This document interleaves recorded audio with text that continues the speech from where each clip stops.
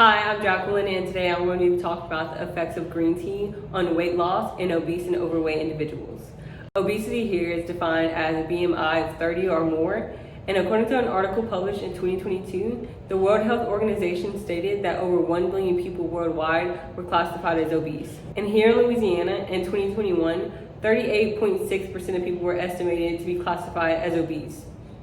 With the rates of obesity on the rise, it's important that researchers and us as healthcare providers stay on top of new interventions we can implement to help those in need lose weight or maintain a healthy weight. Although one may not physically feel ill or feel like they have a lower quality of health, obesity can lead to other health conditions such as hypertension, type 2 diabetes, osteoporosis, cardiovascular disease, physical limitations, gallbladder disease, breathing difficulties, as well as high LDL cholesterol.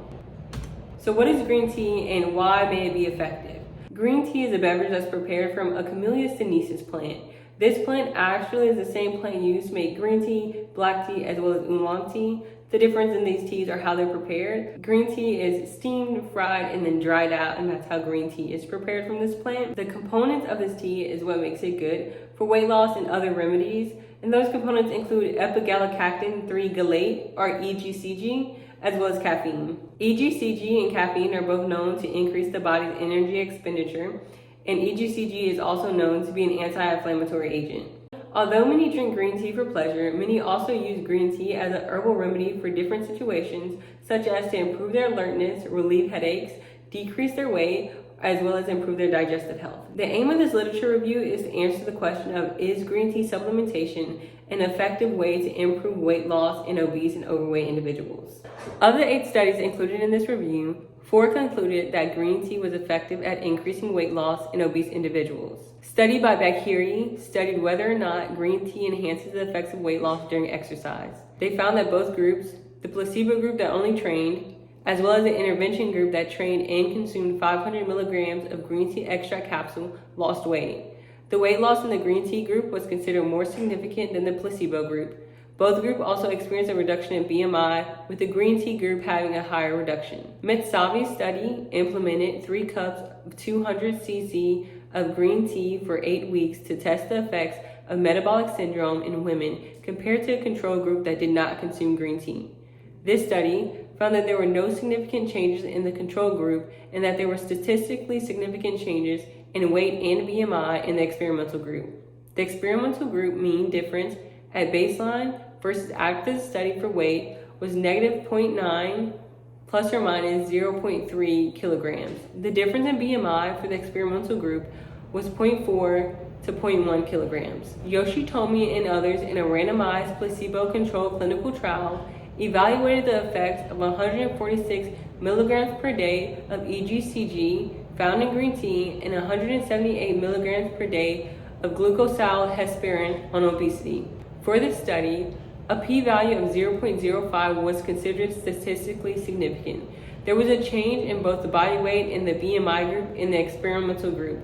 The p-value for the body weight was 0.01 and the p-value for the BMI was 0.014. This value demonstrates that the experimental group was able to decrease weight and BMI in obese subjects effectively. This study also found that there were only a significant change in visceral fat and body fat percentage in participants over the age of 50. It was unclear why only these select individuals experienced these changes, so further research should be done evaluating the effects of green tea on visceral fat in older adults. Bank-Hare and others found that daily dosing of 500 milligrams of green tea extract capsules, along with circuit training for 8 weeks, resulted in a larger decrease in body weight and BMI compared to the experimental group that implemented training with the placebo pill and to the control group that did not train and also to placebo capsule. The control group had no significant change in body weight or BMI by the end of the study. The group that trained and took a placebo capsule experienced a decrease of 1.6 kilograms of weight and 0.5 kilograms decrease in their BMI. Body mass index for the group that supplemented with green tea capsules as well as trained decreased by 0.8 kilograms, and their body weight decreased by 2.6 kilograms overall.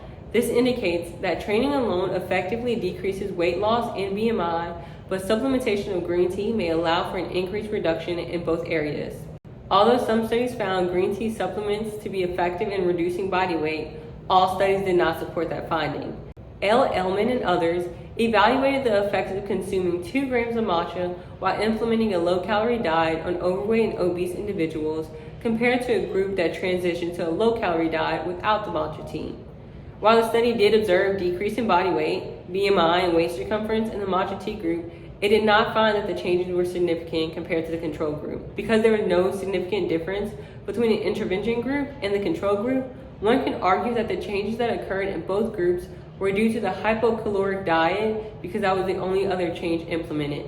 Zai and others' article found that after 12 weeks of supplementation of 400 milligrams of decaffeinated green tea polyphenols with no change in diet or physical activity caused no significant change in body weight, BMI, or waist circumference. The experimental group and the control group did have a decrease in BMIs and weight to hip ratio at the end of the study, but there was no significant difference between the two groups. Almazadi and others reported the effects of aerobic training with 33 milligrams D1 of green tea 3 times a day, and no training or green tea on metabolic risk factors in overweight and obese females. Both intervention groups saw changes in body weight and BMI compared to the control group, but there was no significant difference between the two groups. Because there were similar changes in body composition in both intervention groups, it can be assumed that the changes were influenced by increased physical activity or by diet change. The study states that participants were allowed to change their diet throughout the study. Those who were placed in the aerobic training classes likely altered their diet during the study to be in line with the healthier lifestyle changes they've been implementing, such as the physical activity. An altered diet can greatly affect changes in BMI and weight, so this likely changes the outcome of this study. According to a different study by Joe and others, regular exercise has an effect on dietary preferences.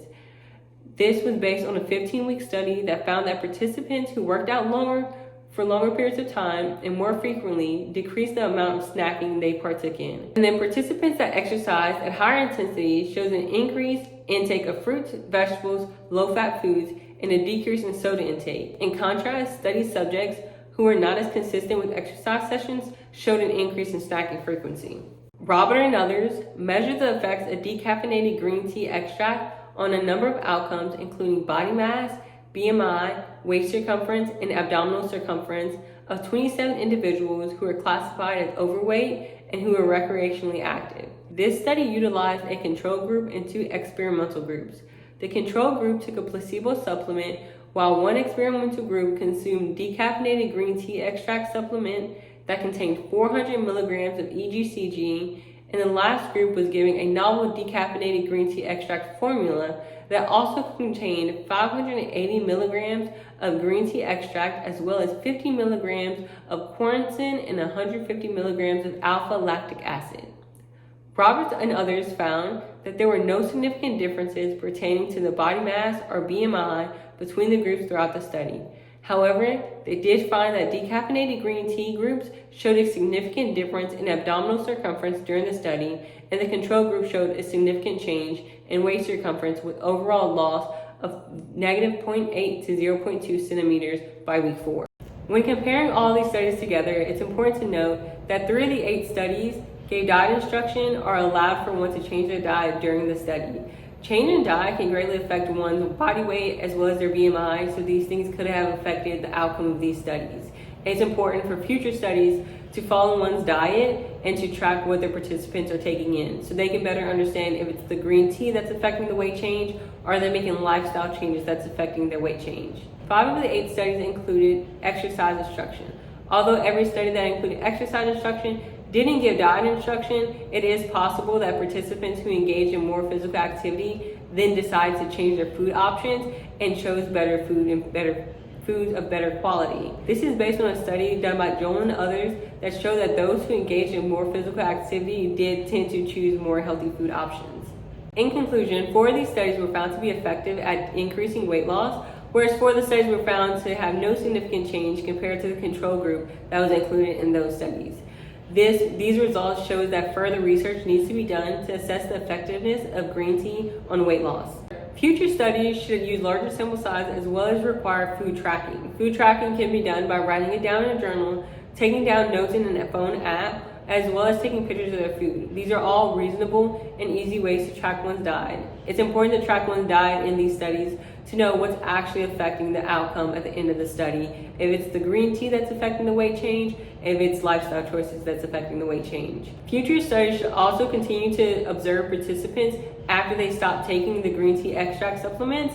Doing this will help one understand how long the effects of the green tea will last if it is effective at increasing weight loss. Although some of the articles used in this review show that green tea was effective at increasing weight loss, the most effective way to reduce weight is to consume fewer foods that are high calorie but low in nutritional density, and to incorporate active movement into one's everyday life. All studies that implemented exercise instruction or diet instruction showed that participants experienced a decrease in weight, BMI, or waist hip circumference, regardless of if the green tea was found to be effective or not. This demonstrates that improved food choices and regular exercise is effective at decreasing one's weight, and a better way to promote such choices should be researched.